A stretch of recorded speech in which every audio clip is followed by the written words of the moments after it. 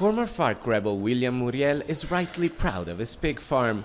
It's one of 3 projects he started with hundreds of other demobilized fighters, investing the roughly $2,000 each they received as part of their agreement to disarm. We are selling an average of 160 pigs a month, 40 per week of around 105 kilos. We hope that with the 2 new sites we will reach 100 or 120 a week.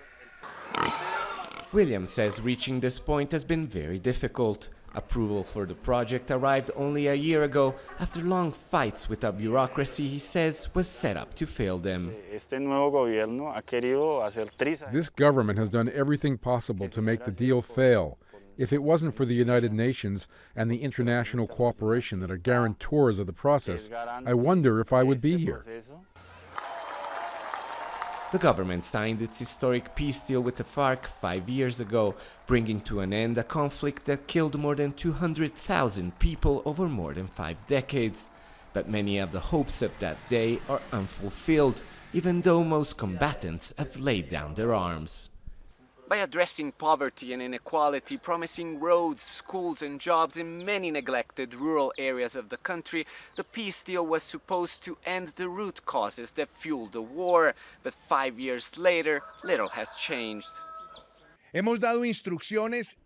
Many accuse the conservative government of Ivan Duque of slow-walking the deal's implementation.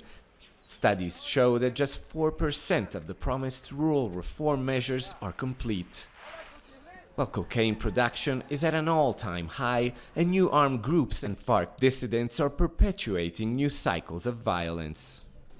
Many reintegration camps are mostly empty after former fighters moved away under threat by armed groups. Like Claudia CRUZ, who with former comrades has been trying to start a fish farm. First they were forced to leave their camp, then their leader was killed. We live in fear. This is worse than during the war. Back then, we could at least defend ourselves. After 5 years, I thought we would have a place to live, a little land, and basic security. We feel disillusioned, yet we endure. But despite their enduring commitment, success for them and the country remains elusive, and a lasting peace is not guaranteed. Alessandro Rampietti, Al Jazeera, CALDONO, Cauca.